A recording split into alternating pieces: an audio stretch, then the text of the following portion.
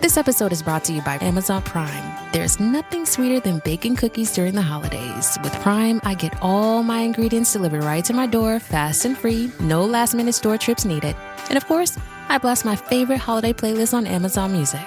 It's the ultimate soundtrack for creating unforgettable memories. From streaming to shopping, it's on Prime. Visit Amazon.com/Prime to get more out of whatever you're into. How would you like a 15% discount to my daily email, the stack of stuff, the show notes, discounts to the conference, all of that? All you need to do is text the word show to 33777. You'll get the annual subscription with a 15% discount to my daily email. You'll get the stack of stuff, the links to the show notes, discounts to the conference, and so much more. All you have to do is text the word show, SHOW, to 33777. Text show to 33777.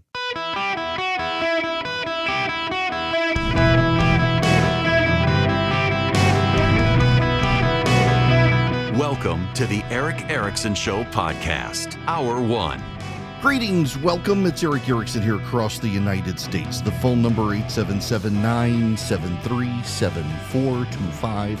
Should you wish to be on the program, we got Ron DeSantis confirmed for the gathering. If you want to come see Ron DeSantis at the gathering August 9th and 10th, we're going to have a party with Glenn Youngkin the evening of August 8th. Text ENGAGE to 33777.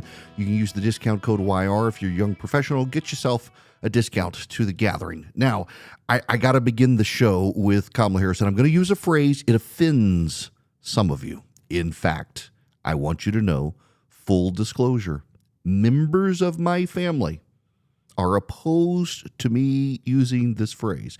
In fact, I dare say my wife has suggested I not use the phrase, but I'm going to. And there's a reason I'm going to. Because there is no better verbal words to give visual clues to the phenomenon I'm talking about. The one phrase, the phrase people say, Erickson, stop using. It's gross. It offends me. It's just it's too much. It more greatly captures what we are seeing than any other phrase I can think of. And so I can't not use it, despite the admonitions of friends and family and many of you that I shouldn't use it. And so I'm going to use it to describe the phenomenon that we are now seeing, that we are now witnessing. The media has begun to hump Kamala Harris's leg. Oh, it's true. Listen, this is the conversation at MSNBC. It's not always easy to execute, but they're doing it. No question about it. I mean, we've been talking a little bit tonight about just what's coming her way, which is sexism, misogyny, racism, a lot of this. And I mean, making fun of her laugh. I hope she never changes her laugh, by the way. I think it's an authentic part of who she is. I saw you getting kind of almost emotional before when you're talking about Joe Biden, which is, by the way, how a lot of people I've spoken to who love him so much have felt. But what can we expect from Harris moving forward? How is she going to take on these attacks on her that are so gross and so misogynistic and so sexist? And how do you think the campaign should do that? Well, she's going to do it with her head held high. She has an incredible posture. Let's start with that. And I think that's. Oh my gosh, that was Jen Psaki pretending to be both reporter and Joe Biden White House press secretary, talking to Amy Klobuchar and Rachel Maddow on MSNBC. But it's not just her. Here's the conversation on Morning Joe. And Peter, we were just watching as Kamala Harris at JBA, Joint Base Andrews, was getting. I'm sorry, this is MSNBC yesterday, not Morning Joe. To a flight that's going to take her to Delaware, where she's going to be meeting with campaign staff like the rest of us, many of them caught on the very last minute of being shocked by what happened. It's possible just a little more than 24 hours ago now. Talk about her role in these early hours with so many people getting behind her to really shore things up, with her campaign, to shore things up with the folks in Congress, and frankly, to move forward. Yeah, she's obviously done a lot of the things that she needs to do in this first 24 hours. She spent 10 hours on the phone after yesterday's announcement, we're told, making phone calls to congressmen and senators and governors and other party figures. And that's paying off because, in fact, the road does seem clear to the nomination for her. No, but you can't beat somebody with nobody, and nobody seems to be running at this point. So she seems to basically have it locked up. Obviously, anything could still happen. But if they are not announcing by the end of today, it's hard to see how in this very truncated period anybody else could even mount a credible campaign, much less actually take her on. So she's already looking ahead to the fall, to taking on Donald Trump beyond the campaign, beyond the convention. She has to raise money, as she's already showing that she can do. She has to consolidate the party behind her, and she has to demonstrate that she can be a national leader in a new way. Because while a lot of Americans know her, people don't know the vice president the same way they know a president. She's going to have that chance now to reintroduce herself, make clear who she is and how she fits into this political moment and what she wants to make the priorities of her campaign. Speaking of, oh, I got to find this. Hang on a second. I got to find this clip. This is so priceless. Hang on. Yes, I'm doing this on the fly. Trust me, folks. I am a professional. Sometimes you wouldn't know it, I promise. But yes, here we go. This is New Yorkers on Kamala Harris running for president. This is a montage from the Jesse Waters show. So how does America feel about it? Are they going to vote for Kamala Harris? Johnny, hit the streets. Joe Biden not running for president anymore. That's good, bro. Actually good. Cool, great. Everything's burning down. Well, I mean, did you see the debate? Well, I just had a bad night. Biden insisted he was staying in the race, but then he released a statement saying he wasn't. We haven't seen him. What's happening? I don't think Biden has done much of writing. I don't think he do most of the talking. Somebody behind him pulling the strings or something. Do you think that he knows he's not running anymore? He probably don't. You about to find out. Democrats say democracy is on the line this election, but they just ignored the will of the people. That's some That's some Oh, I don't know. I think they trying to get us to do something else. It's a secret. It's a secret plot. Who should be the Democrat nominee now? Can't tell you if there's a good candidate. I don't know. Let's say Kim Kardashian. Yeah, let's go with that. We need Trump, bro. I don't really want to hear about Democratic right now. My boy Bernie Sanders, George Clooney, anybody. Kamala Harris. Kamala Harris. Can we get Obama back? Not really. Maybe. None of these people know who Kamala Harris is. There's one of them who knows who Kamala Harris is. None of them knows what's going on. These are the people who probably won't even show up to vote in November because they don't know when the election is. Low information voters, they don't know who Kamala Harris is, except too many people do know who Kamala Harris is. She has tried repeatedly to reboot herself. I want to give you the timeline because, I mention this and I tell you all the time, she's tried to reboot herself repeatedly. Let me give you the timeline of the Kamala Harris reboots. It's actually kind of fascinating when you realize how often Kamala Harris has done this. She started in January of 2022. Beleaguered Vice President Kamala Harris plans image reboot. And then February of 2022, Kamala Harris is making changes. Don't call it a reboot.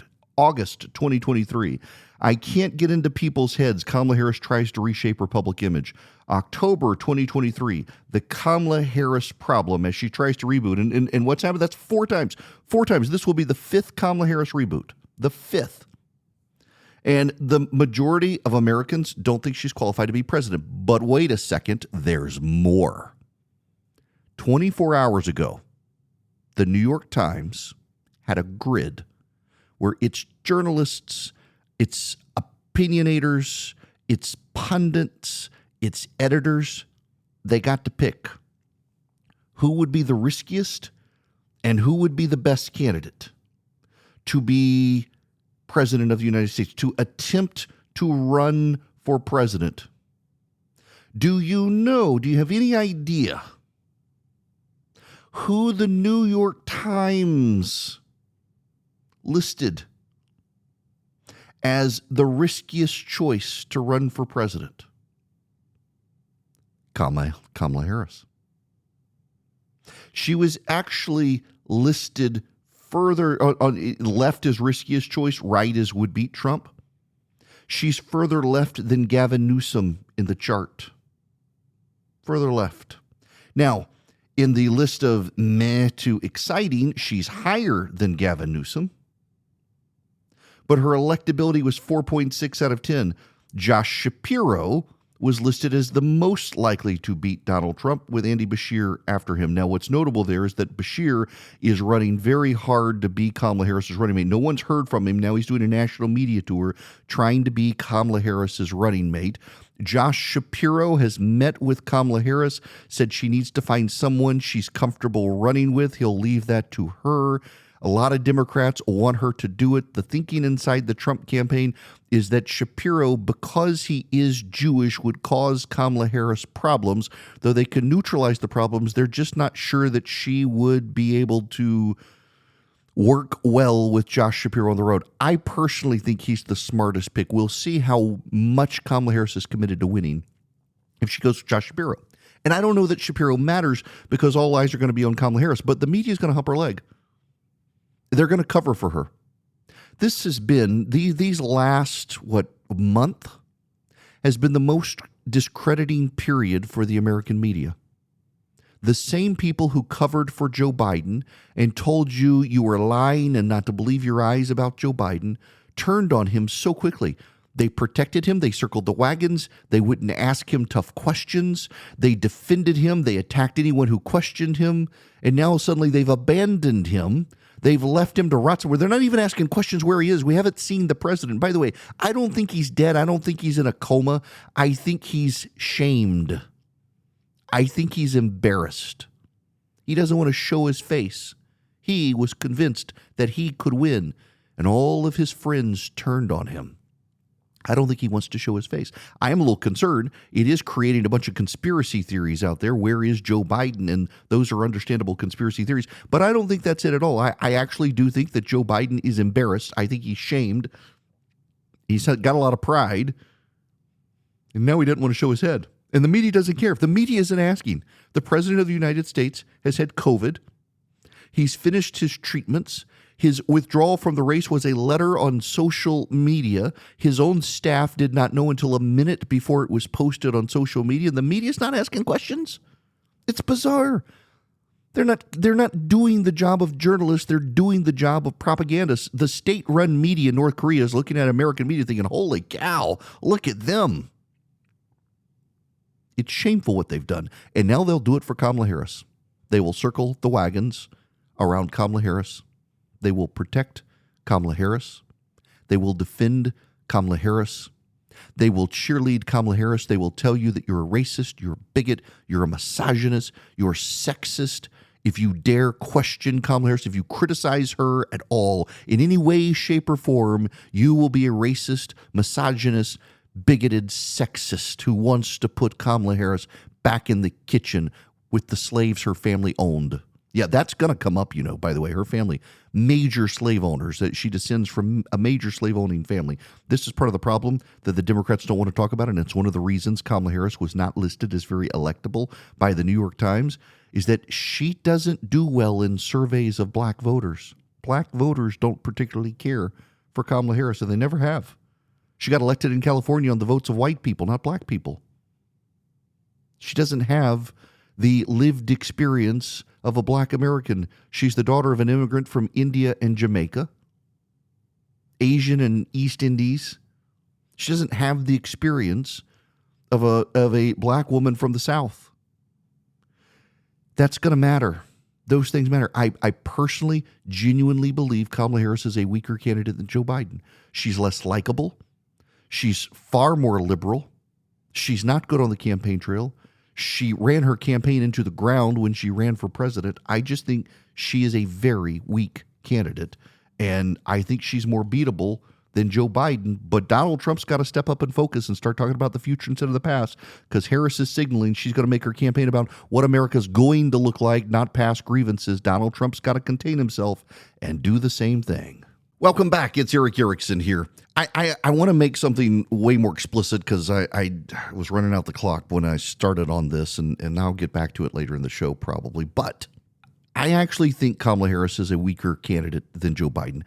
And I know Democrats will hear this say, oh, you're just spitting. You're so nervous about Kamala Harris. Not really. No. So the Quinnipiac poll is out. Now, I realize it's soon. She just got in the race.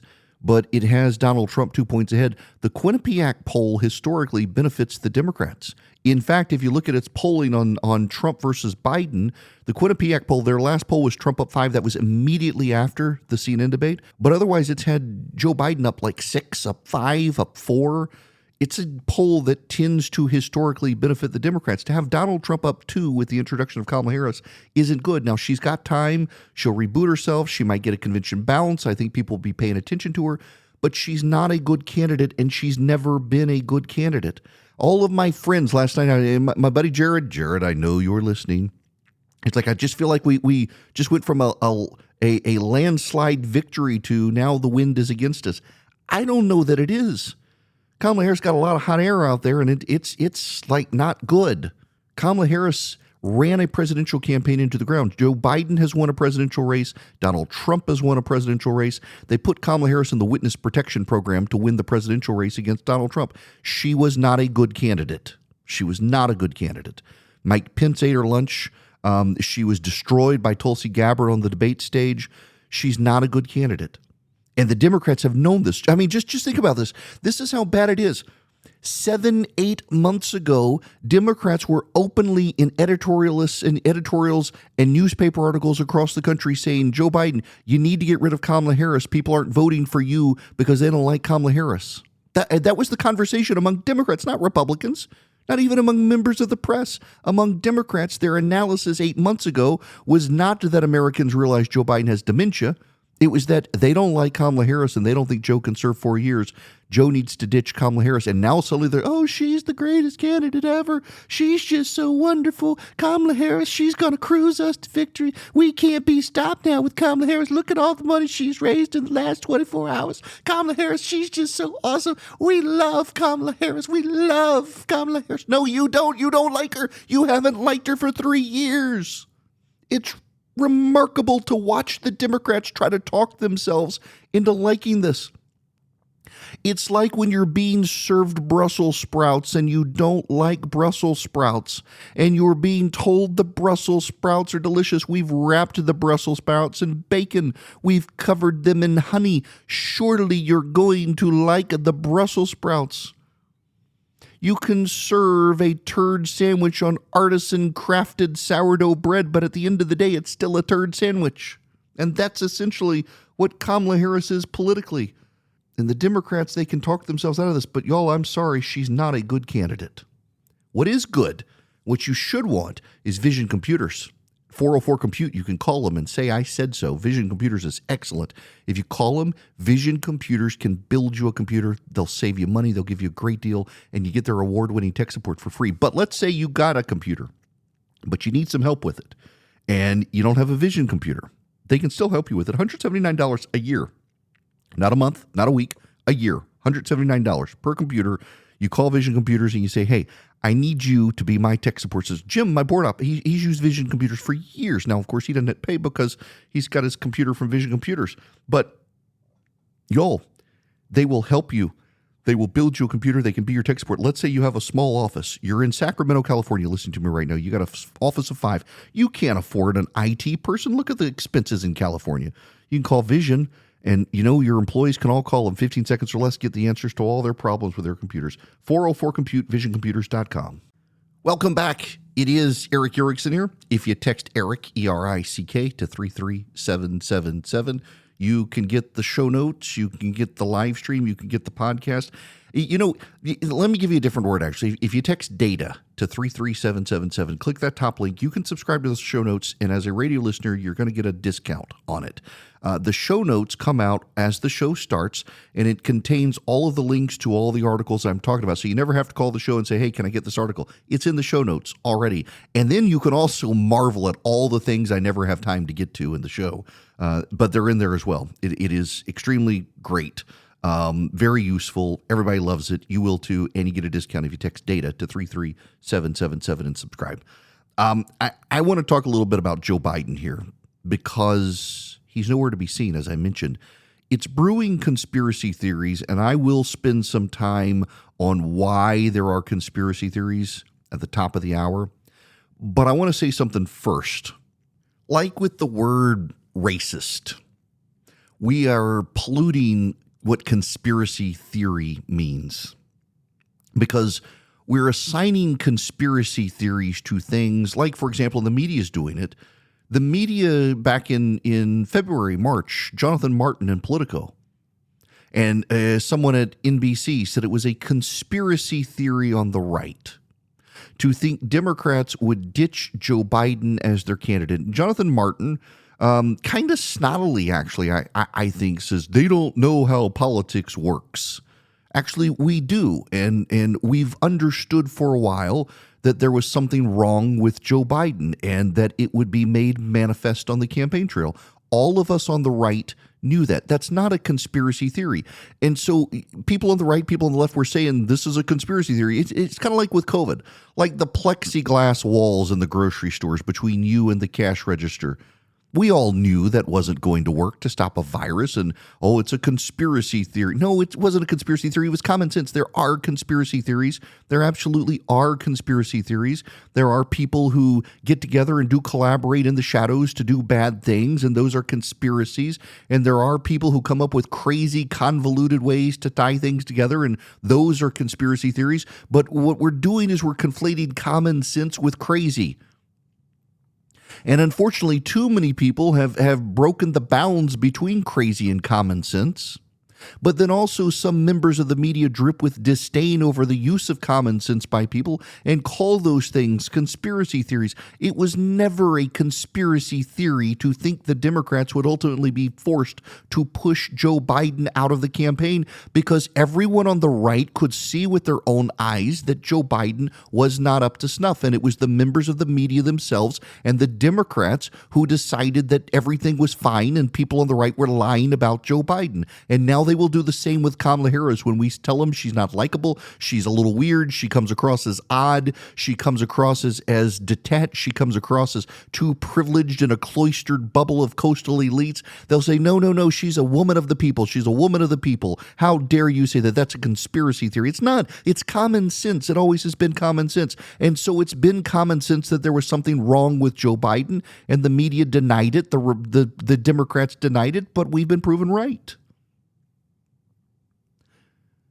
But right now, Joe Biden is seeding conspiracy theories. He hasn't been seen in a week. 6 days. He got off the plane in Delaware, suffering COVID. His doctor says he's undergone treatment. He's been given the antiviral Plavoxit or whatever. He has... He's recovering. He's had a cough. As I said earlier, I don't think Joe Biden's in a coma. I see that nutter Alex Jones, there's a conspiracy theorist. He's in a coma. He's in a coma. No, he's not. He's shamed. His tail is between his leg. He beat Corn Pop and he couldn't beat Nancy Pelosi. He really wants to beat Nancy Pelosi now, probably. But Joe Biden is seeding the conspiracy theories because he hasn't been seen. If the Prime Minister of Israel comes to Washington and Joe Biden cancels his meeting with the Prime Minister of Israel, contrary to people on the right, Kamala Harris is actually meeting with him privately, but she will not go to a speech. It actually should be eye-opening, by the way, to people that the Prime Minister of Israel in the middle of a war comes to address Congress and the Democrats don't want to show up to it. That's why Josh Shapiro is a problem for Kamala Harris. But Joe Biden needs to be out there. Joe Biden's world is unraveling now.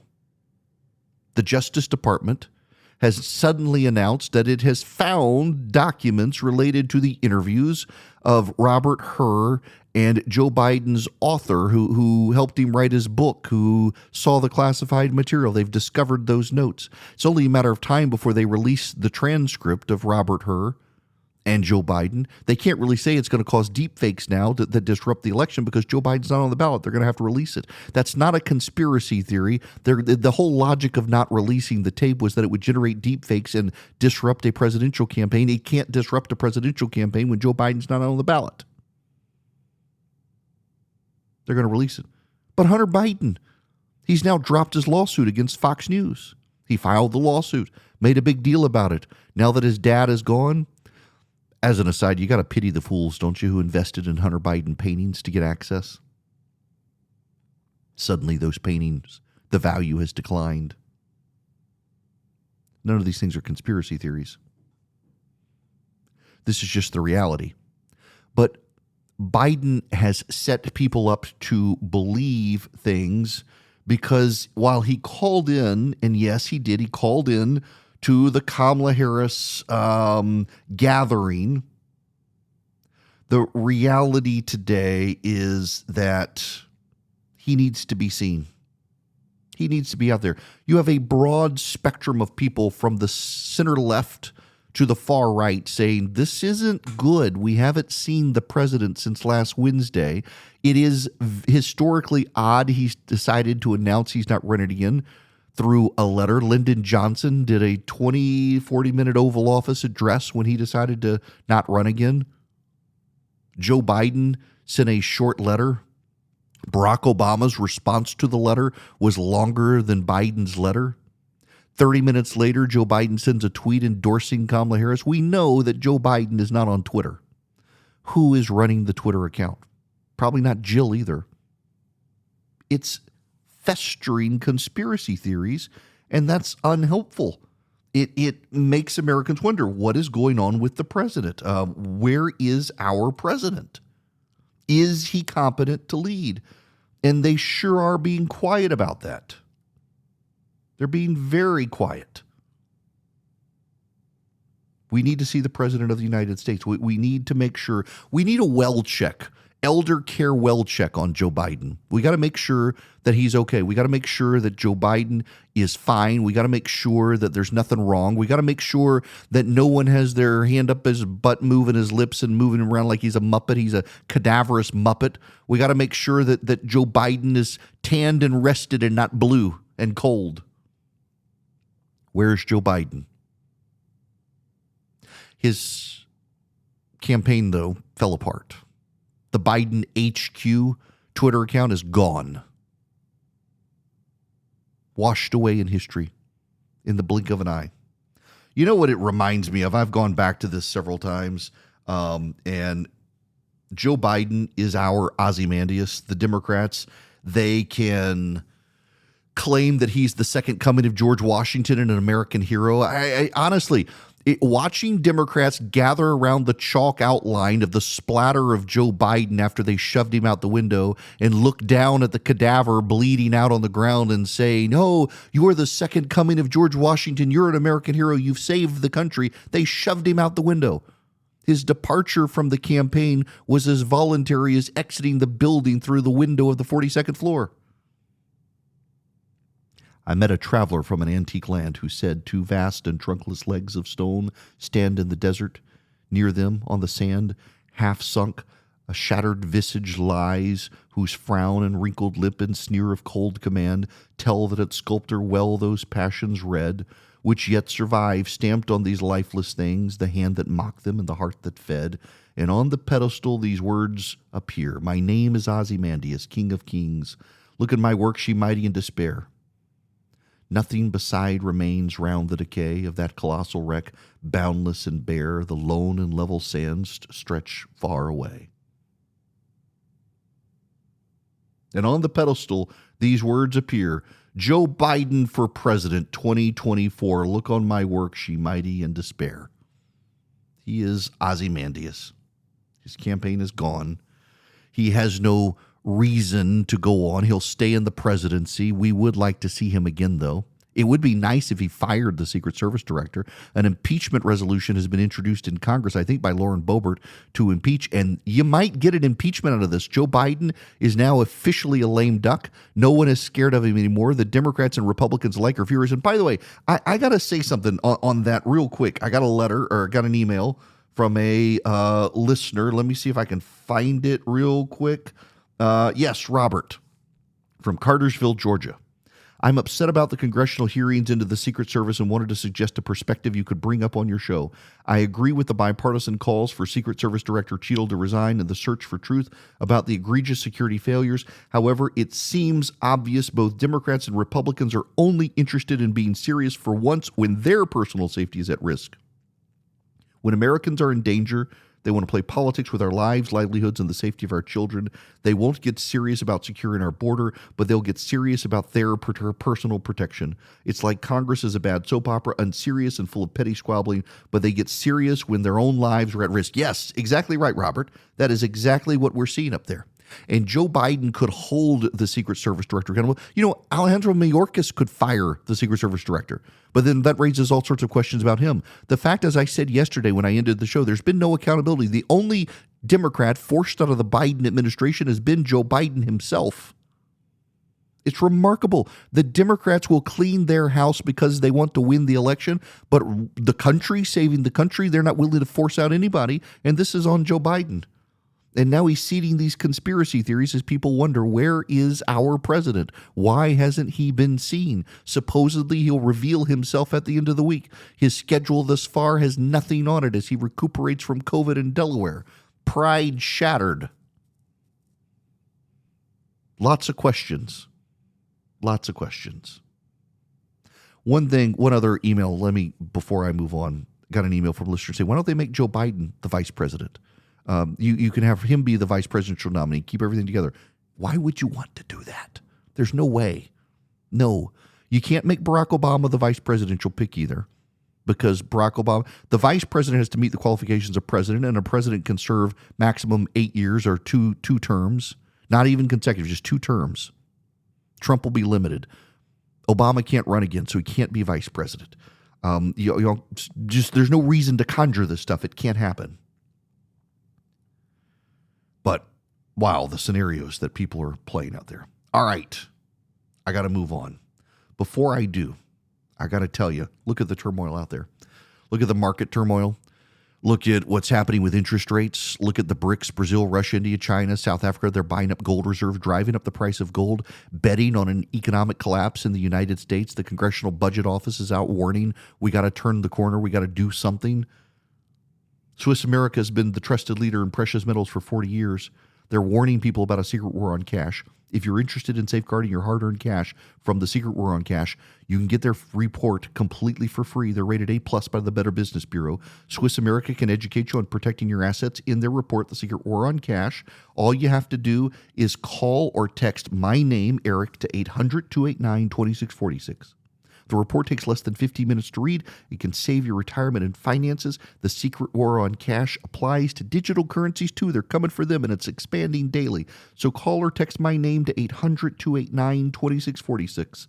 800-289-2646. You can also go to SwissAmerica.com/Eric, SwissAmerica.com/Eric, or call or text my name, Eric, E-R-I-C-K, to 800-289-2646. 800-289-2646. Message and data rates may apply. I gotta tell you guys, I think the funniest meme I've seen about the whole Biden withdrawal stuff is that, of course, the Democrats got rid of him. He was almost at full term. Yes, well played. Whoever came up with that, well played. They had to abort his campaign. Of course they did. Of course. In any event, this hour of the program is brought to you by First Liberty Building and Loan. If you're buying a building, if you're building a building, if you're buying a franchise, if you need a heavy equipment loan, you need an equipment loan for your business, First Liberty specializes in those sorts of things. They like to help businesses grow. They make their own decisions. They've been around since the 90s. They're good people. The Frost family, great people. They got a good head on their shoulders.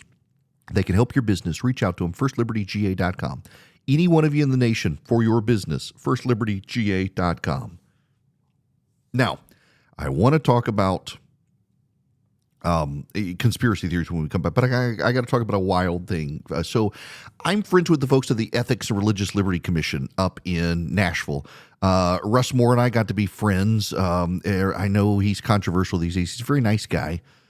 He left the Ethics Religious Liberty Commission. Brent Leatherwood, who's a friend of mine, is in charge of it. He put out a statement essentially praising Joe Biden for stepping aside for the good of the country. The Ethics Religious Liberty Commission, they're kind of the ethics body for the public policy advocacy body for the Southern Baptists. A lot of Southern Baptists were very upset. They were upset with Brent. His kids went to Covenant Academy. They were there the day of the shooting, and he came out himself in favor of red flag laws after the shooting at Covenant Academy. And of course, everything's so politicized these days. And people on the right are like, oh my gosh, I can't believe you would do this, and you're tied to the ERLC, and now you're saying something nice about Biden. They've come out and excoriated Kamala Harris for her positions on religious liberty, her positions on education and school choice and parental rights and abortion, you name it. But this was just too much, and apparently, as I understand it, the chairman of the committee released a statement that Brent Leatherwood was being fired, and that wasn't the case, didn't follow procedure. Now the chairman is out and Brent is safe in his job, and honestly, that's a good thing. They're trying to thread a needle, and you can disagree. I personally would not have sent anything out on Joe Biden. I don't think it's in the wheelhouse there, but I understand why they did it. They try to not to be a partisan organization because they're tied to a church and they're a 501c3 and they're trying to thread a needle. And these are difficult times for a group like that to do it. But these are good people. If you're in the SBC, I know Brent Leatherwood. I know the staff at the ERLC. I think they're very good people. They are committed evangelical Christians who do very good work advocating on behalf of religious liberty, advocating on behalf of parental rights, advocating on behalf of sanity. They've taken on internet gambling. They've taken on the transgender agenda. They've taken on abortion. They've raised money for and supported Christian pregnancy centers. They do good work. And everybody wants to see everything through a political lens right now. And honestly, it is poisoning conversations in this country that should be had. And people are looking on other people with suspicion because, oh my gosh, you've said something else. I get this myself when I talk about it. So I've been able to tell you guys the plotting behind the scenes of the Democrats. I've been able to tell you what they're thinking on Biden. I've been able to tell you what senior people close to Biden are saying, what senior Democrats in the Senate are saying. And by and large, they've got it right, for example, that he would rally around Kamala. He didn't want an open convention. He would be departing from the race. He wanted the plan of how to do it, been able to tell you all of that because I maintain friendships with people I disagree with politically. You would not have that insider knowledge but for it. And I'm not friends with them because I want the knowledge. I'm friends with them because I like them even as we disagree. This closing of the mind to people who disagree and seeing everything through a partisan lens is really going to undermine our ability for civic discourse in this country. I like Brent Leatherwood. I don't always agree with the ERLC. I tend to 9 out of 10 times agree with them. I think they're good, well-meaning people, and I'd cut them some slack.